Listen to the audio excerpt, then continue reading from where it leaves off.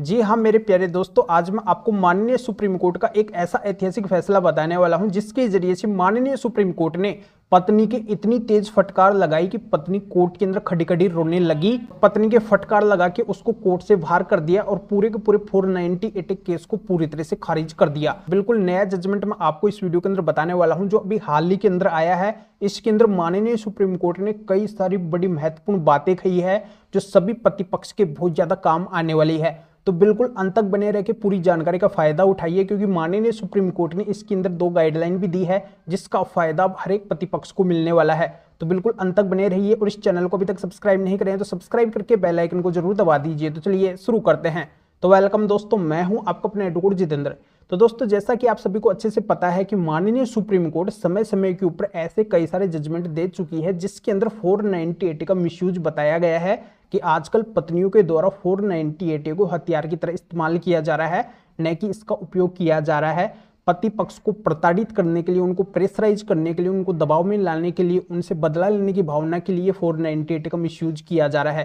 तो ऐसे में माननीय सुप्रीम कोर्ट ने पुराने कई सारे जजमेंटों का हवाला देते हुए इस जजमेंट के अंदर पूरी तरह से पत्नी पक्ष के फटकार लगाई, पूरे 498 केस को पूरी तरह से क्यूएस कर दिया, खारिज कर दिया और कई सारी नई बातें भी माननीय सुप्रीम कोर्ट ने इस फैसले के अंदर कही है। इस मामले के अंदर भी पत्नी ने और मामलों की तरह ही अपने इन लॉज के खिलाफ आईपीसी 498 323, 504, 506 और 34 आईपीसी के अंदर केस दर्ज करवाया, एफआईआर करवाई।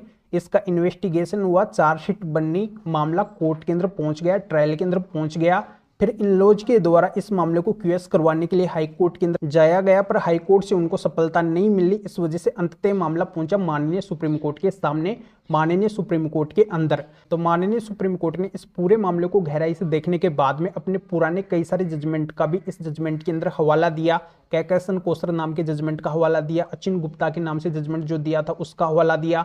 ये बोला कि अगर पत्नी के पास में वेग एलिगेशन है, उसने केवल फॉल्स एलिगेशन लगाए हैं, उसने किसी के बारे में भी नहीं बताया है कि किसने कब क्या किस तरीके से उसके साथ में गलत किया है, यानी कि उसने न तो कोई स्पेसिफिक रोल लिखाया है, न कोई टाइम लिखा है, न कोई डेट लिखवाई, न कोई फैलेस लिखवाया है, और केवल जनरल एलिगेशन उसने सभी के ऊपर लगाए हैं कि इन सारे लोगों ने मिलकर मेरे साथ में ऐसा किया है, पर स्पेसिफिक रोल किसी का भी नहीं है। तो ऐसे केस खारिज करने योग्य हैं। और साथ में पत्नी के पास में इन एलिगेशंस के कोई भी एविडेंस नहीं है, पत्नी प्रूफ ही नहीं कर पा रही है, सबूत ही नहीं दे पा रही है, तो ऐसे केस भी पूरी तरह से खारिज करने योग्य हैं। माननीय सुप्रीम कोर्ट ने यह भी बहुत बड़ी बात कही कि हमने जो पहले जजमेंट दिया था अचिन गुप्ता के नाम से, तो उसके अंदर भी सरकार को भी बोला था कि आपने पूरा का पूरा कॉपी करके 498 सेक्शन को BNS 85-86 के अंदर कन्वर्ट कर दिया है। तो इसके अंदर परिवर्तन होना जरूरी था, क्योंकि आजकल पत्नियों के द्वारा इसका मिसयूज किया जा रहा है। तो यहाँ पे मिसयूज ना हो, इस वजह से आपके द्वारा इसके अंदर परिवर्तन किया जाना चाहिए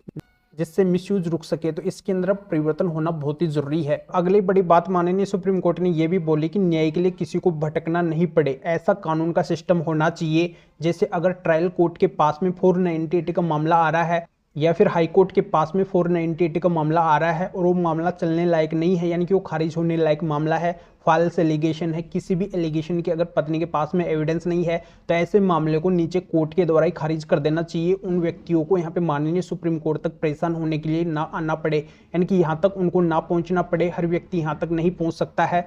तो जिनके ऊपर भी फॉल्स केस हुए हैं उनको अगर नीचे ही कोर्ट से राहत मिल जाए तो उनको यहाँ तक आना ही ना पड़े, ऐसा कानून का सिस्टम होना चाहिए। नीचे कोर्टों को ये तरीका अपनाना चाहिए। एक और बड़ी बात माननीय सुप्रीम कोर्ट ने इस मामले के अंदर कह दी कि चाहे मामला कितना ही पुराना क्यों ना हो जाए, चाहे मामला वर्तमान के अंदर किसी भी स्टेज के ऊपर क्यों ना चल रहा हो, फिर भी उस एफआईआर को क्यूएस करवाया जा सकता है, खारिज करवाया जा सकता है।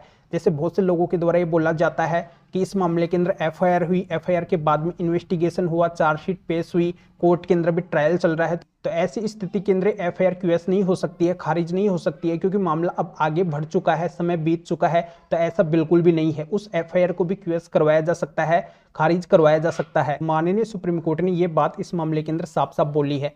तो इस मामले के अंदर न तो पत्नी के पास में कोई एविडेंस था, बस पत्नी के द्वारा केवल एलिगेशन लगाए गए थे, पत्नी के द्वारा कुछ भी साबित नहीं किया गया था। और दूसरा, वाइफ के द्वारा ये केस अपने हस्बैंड के ऊपर दर्ज नहीं करवाया गया था, केवल अपने इन-लॉज के खिलाफ दर्ज करवाया गया था। तो ऐसे मामले के अंदर माननीय सुप्रीम कोर्ट का साफ ये पकड़ना हुआ कि जब इन-लॉज गलत कर सकते हैं तो हस्बैंड क्यों नहीं गलत कर सकते हैं। इसका मतलब ये है कि इन-लॉज को केवल फंसाने के पर्पज से वाइफ ने इन सब के खिलाफ एक केस दर्ज करवाया है, अपने हस्बैंड के खिलाफ दर्ज नहीं करवाया है। तो इस तरीके से पूरे मामले को देखते हुए माननीय सुप्रीम कोर्ट ने इन-लॉज को पूरी तरह से इस केस से बरी कर दिया, पूरे मामले को खारिज कर दिया। तो दोस्तों, इस मैटर में फिर और किसी भी कानूनी मैटर में अगर आप मेरे से अधिक जानकारी लेना चाहते हैं, आपकी अगर किसी भी तरीके की कोई भी कानूनी समस्या है उस मैटर में अगर आप मेरे से अधिक जानकारी लेना चाहते हैं तो व्हाट्सएप पे मैसेज करके अपॉइंटमेंट बुक करवा के आप मेरे से बात कर सकते हैं।